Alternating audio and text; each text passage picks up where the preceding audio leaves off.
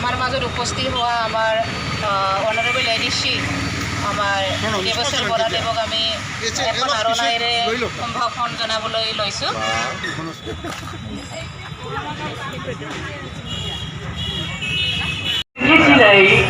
दिनै समाव सारमोनहाबो जोंनो बारा गोबाव खिन्था हरस्लाबनो मोनाखै जोंखौ खिन्था हरनाय लोगो लोगोनो जोङो बे नैबे लामानि नाटक सारमोनानो हरखादों जोंनो डिस्ट्रिक्ट एडमिनिस्ट्रेटरानो जोंनो आयदाखौ हरखादों एन्टि ड्राग्सनि बेरेखायै एसे एवारनेस लाबोनाय फेग्रा मुवानिफ्राय जानगाराव थानो बेखौ लानानै लामानि नाटक बानायनो हायोबा मोजां नोंथांमोननि आफादा बेबायदि बुंनाय लोगो लोगो सानसे साननैनि गेजेरावनो जोङो गावजों गाव गोसोखांलायलायनानै बानायलायनानै बे नाटकखौ बानायनाय जादों।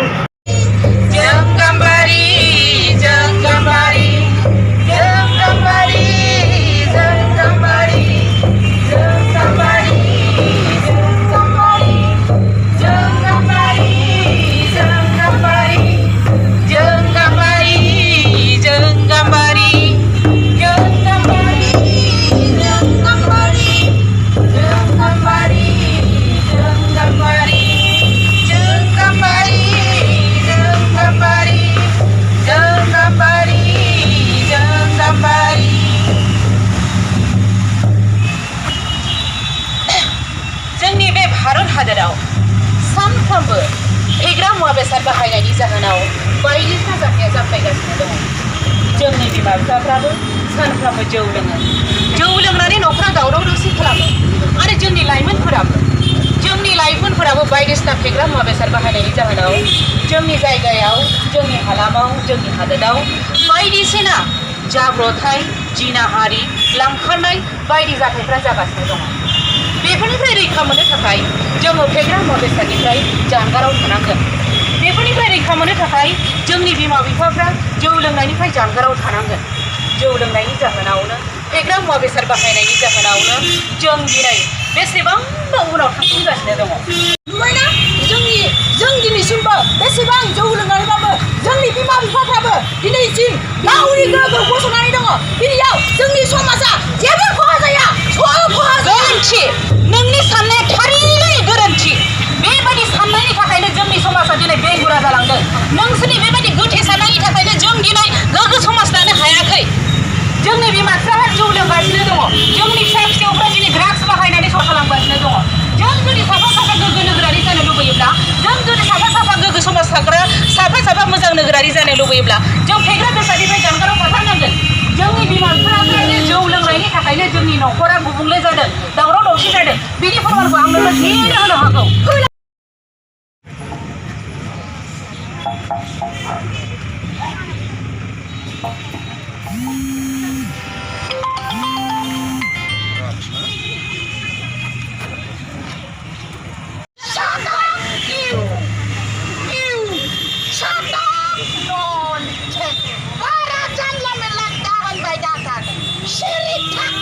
सारि हिन्जावा नोंनो सानफ्रामबो बेबादि जौ दौहोबाय थायो।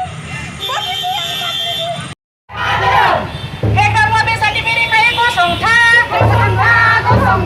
फेग्रा मुवा बेसादनिफ्राय जानगाराव था, जानगाराव था।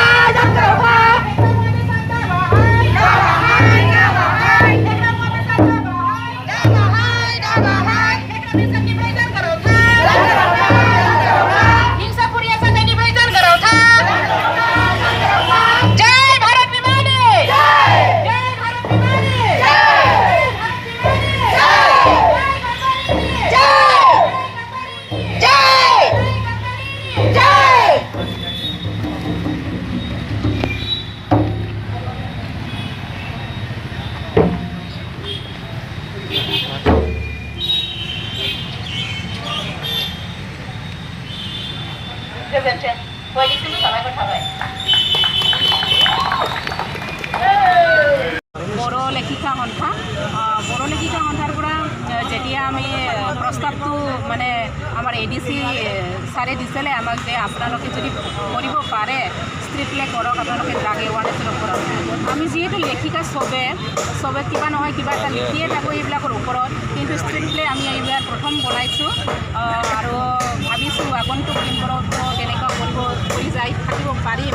এইডছ হওক বা ড্ৰাগছ হওক বা যিকোনো আমাৰ সমাজ বিৰোধী যিবোৰ কামবিলাক আছে তাৰ ওপৰত যদি আমি যদি তেনেকুৱা ষ্ট্ৰীট প্লে বা ষ্টেজ প্লে বা কিবা এটা কৰিব পাৰোঁ বা সমাজক আমি কিবা নহয় কিবা এটা গৰিহণা দি যাব পাৰোঁ, স্থানীয় মানে হিংস্ৰ ভাৱবোৰ আহিছে এইবিলাক আমি ভাবিছোঁ কি নিশাজাতীয় বস্তু ব্যৱহাৰ কৰাৰ কাৰণে হৈ আছে আৰু এইটো আমাৰ নতুন প্ৰজন্মবিলাক নিশাজাতীয় বস্তুটো বেছিকৈ ইউজ কৰিবলৈ লৈছে, যাৰ ফলত ডেইলি এক্সিডেণ্টবোৰ হয়, ডেইলি আমাৰ ৰেপ কেছবোৰ হয় আৰু সেইকাৰণে আমি ভাবিছোঁ কি আমি যিহেতু আমি নাৰীবিলাকে তাৰ ওপৰত যদি ষ্টেপ লয়, নাৰীবিলাকে যদি তাৰ এগেইনষ্টত যদি থিয় হয় তেতিয়াহ'লে আমি এই নিশাজাতীয় বস্তু ইউজ কৰাৰ পৰা দূৰত থাকিব পাৰিম, আমাৰ ঘৰৰ শান্তি আনিব পাৰিম, আমাৰ সমাজটো গঠন কৰাত বিশেষকৈ আমি যোগান ধৰিব পাৰিম তেনেকুৱা বুলি ভাবিছোঁ। আৰু সেয়েহে আমি আজি যে 73rd ইণ্ডিপেণ্ডেন্স ডে লগত সংগতি ৰাখি আমি এণ্টি ড্ৰাগছ মানে ড্ৰাগ এৱাৰনেছৰ ওপৰত এখন ষ্ট্ৰীট প্লেটো কৰিলোঁ।